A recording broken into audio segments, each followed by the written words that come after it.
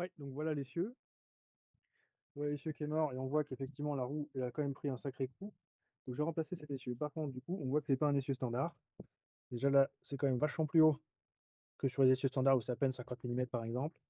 Et ici, du coup, la particularité, c'est que c'est une remorque basculante. Et donc, avec cet aspect-là, on doit avoir une pièce intermédiaire ici. Ça continue de basculer. Donc d'une part, il faut rehausser, en fait, je vais rehausser ici la remorque pour que l'essieu, du coup, ils viennent juste un tube carré. Ils viennent du coup jusqu'en bas pour garder la structure de la remorque.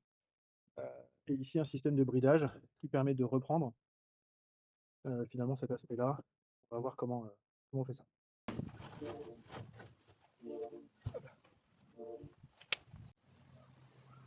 Donc ici, en fait, on avait l'équerre de la structure de mon essieu existant, une équerre du coup comme ça, celle que j'ai découpée tout à l'heure, tac, qui descendait plus bas, et du coup l'essieu, enfin la barre d'essieu, elle était par ici quoi. Et en fait sur les essieux standards, il n'y a pas toute cette hauteur là. Les essieux standards, en gros, il y a 50 millimètres entre le bas de l'équerre et le début du carré. Donc en fait il faut rehausser ici cette partie là. Donc j'ai pris un tube carré de 5 millimètres d'épaisseur. 4 aurait suffi, hein, tout est en 4 millimètres, mais bon, ils n'avaient pas 4, donc j'ai pris 5.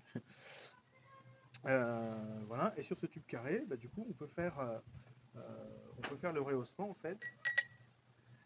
Ici, tac, on va pouvoir faire fixer dans les bons trucs. Donc, il faut faire attention, il y en a qui sont traversants et d'autres qui sont à l'intérieur. Parce qu'évidemment, vu que les trous sont au même niveau, les vis, il ne faut pas qu'elles se rencontrent à l'intérieur du tube. Tac, et là. Celle-là, par exemple, est à l'intérieur. Hop. Non, pardon, celle-là, elle traverse ici. Et celle-là, traversante ici. Et voilà, comme ça, du coup, j'ai refixé ma hauteur. Du coup, ça me fait un décalage qui est nécessaire. Toutes les vis, c'est du M12 pour un essieu en tous les cas de 500 kg. Là, tout est en M12, donc j'ai repris l'idée. Et évidemment, ça ne s'arrête pas là. C'est que moi, je vais venir pincer ici, là, sur cette partie-là. Là, ce sont les deux trous qui doivent être nécessairement traversants parce que c'est là où je vais avoir mon équerre avec mon essieu ici, mon carré d'essieu qui va partir par ici. Et du coup, c'est ces deux vis là du coup que je vais venir pincer. Enfin, je vais venir, voilà. C'est ces deux vis là qui vont serrer du coup mon essieu qui va venir ici. Du coup, ça devrait à peu près bien tomber. Ça devrait à peu près bien tomber. Voilà le système en fait pour la partie centrale. Partie centrale en fait pour les remorques à basculantes, on a deux petits bouts ici métalliques qui sont soudés en angle ici. Du coup il y a l'avancée qui vient avec quelque chose qui vient au milieu pour faire justement le pivot et l'axe de la bascule. Moi je ne sais pas souder. En tout cas je suis pas sûr de mes soudures, c'est quand même un truc où on peut perdre sa remorque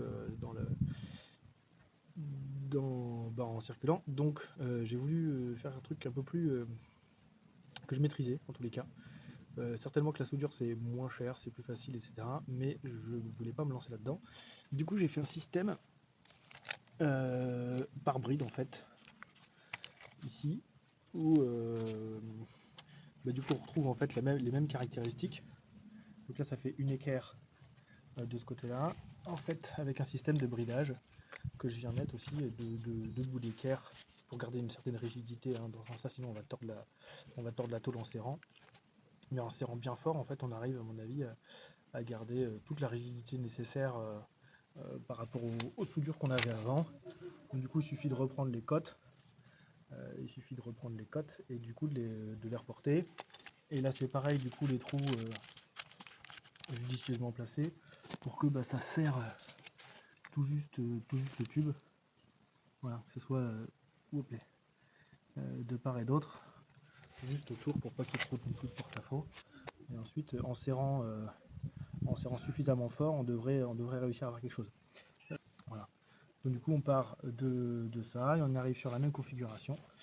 Ah ça. Et sachant du coup que les parties d'équerre ici, hors la boulonnerie, mais toute la partie d'équerre et toute la visserie historique, je l'ai reprise du châssis existant.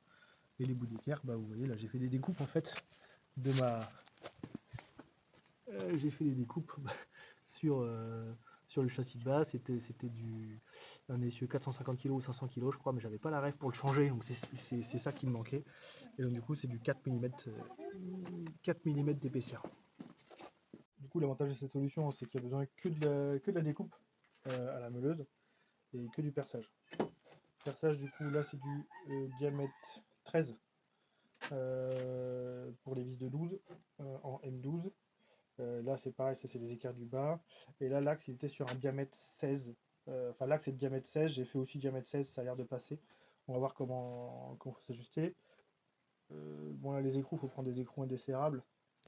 Voilà, j'avais ceux-là qui étaient déjà posés. Je vais voir si je les reposer. Mais sinon, il faut peut-être en racheter parce que le joint est certainement mort et ça peut avoir tendance à se desserrer quand même. À voir ce que je fais. Et ça, c'est du M12 par 80. M12 par 80, ouais. En inox de préférence. Après, il faut les brosser, les peindre pour que ça reparte pour une nouvelle jeunesse. J'ai commencé, voilà, c'est là. On voit que voilà, j'ai commencé à le refaire brillant pour repeindre derrière avec avec une peinture anti-corrosion pour que je sois à peu près sûr de mes plaques. Voilà. Ok, donc voilà l'essieu monté que je viens de monter. Tout marche bien, tout a bien marché. Sauf que du coup, là, je pensais que le carré était parallèle à l'équerre, mais en fait, il est incliné, ce qui fait que ça passe pas tout à fait au-dessus de l'équerre. Donc, j'ai dû faire un petit. On voit pas très bien parce que c'est noir sur noir, mais un petit angle ici dans la. Peut-être mieux ici. Un petit angle en fait dans la cornière ici. Voilà, ça. Ensuite, dans mon système, là, ça a fonctionné aussi. Mais le fait que ce soit fait encore une fois sur un angle, en fait, ça a avancé le trou qui devait être là. Et ben en fait, il est ici. Donc ça a avancé la flèche. Et là, j'ai dû repercer en fait un trou pour mon attache qui tient, parce que ça doit bien tomber. Ça doit bien tomber en face du crochet. Donc je vais refaire juste un trou traversant. Rien de bien méchant. Voilà. Donc du coup, ça marche pas mal. Donc voilà, tout monté. Avec le câble aussi. Bon, il y a juste un petit connecteur ici qui est très moche, mais tant pis. Du coup, je vous montre le système un petit peu comment c'est fait. Donc là, j'ai bien un longeron carré 50 par 50, 5 mm d'épaisseur, du coup qui reprend la cornière d'avant, qui est traversant ici. Et j'ai mis des petits bouchons pour pas que l'intérieur ça s'abîme. Ici, ici et là, du coup j'ai repris le support de l'essieu standard. Et ici, du coup, voilà, ça traverse. Et voilà. Et du coup, j'ai une vis. Ouais, c'est ça. Donc voilà le résultat. Bon, il y a un déport qui est un peu plus généreux qu'avant. Du coup, ma roue, elle tombe pas tout à fait en face du garde-boue. Mais c'est pas ma priorité, on va dire. Petite utilité aussi, c'est que ici, là, j'ai pas forcément l'alésage qui va bien pile poil pour mon diamètre original. Mais normalement, j'ai des écrous coniques ici, là. Donc ça se centre tout seul. On va voir à l'usage si ça vibre, si ça fait quelque chose, si c'est bien centré ou pas. Et puis voilà, pour une remarque, je m'en sers pas à vitesse élevée non plus. Donc du coup c'est pas très grave. Et puis là on peut retrouver le système de bridage. Donc, du coup j'ai tout peint aussi avec une peinture anti-corrosion. Et du coup avec le système de remorque basculante et le système de bridage ici. On voit d'ailleurs que les plaques ont un petit peu déjà travaillé en serrant comme une marmule. Franchement, ça bougera jamais. Enfin, je vous dirai si je vous le mettrai en commentaire si ça bouge. Si ça a bougé durant mes premiers essais, mais à mon avis, je vous mettrai jamais de commentaire en ce sens. Voilà. Et ben c'est pas mal, je suis content. Bon, les tarifs un peu. Du coup, l'essieu c'est 220 €. J'en ai eu pour 15 euros de traverse ici.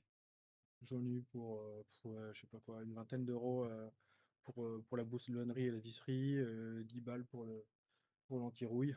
Donc du coup je m'en sors à 200, je dis combien, 260, 280 € le tout pour changer l'essieu plutôt qu'un essieu sur mesure qui va coûter beaucoup plus cher. Donc du coup c'est quand même pas mal aussi. Il existe des distributeurs d'essieux qui soudent deux demi-essieux à une cote donnée, cote EAB, à la demande. Dans ce cas d'adaptation, il faut bien vérifier que la distance entre les équerres de l'essieu s'insère bien entre les cornières de la remorque. Pour ma part, les perçages de l'essieu commandé étaient centrés sur la platine de 50 mm de large.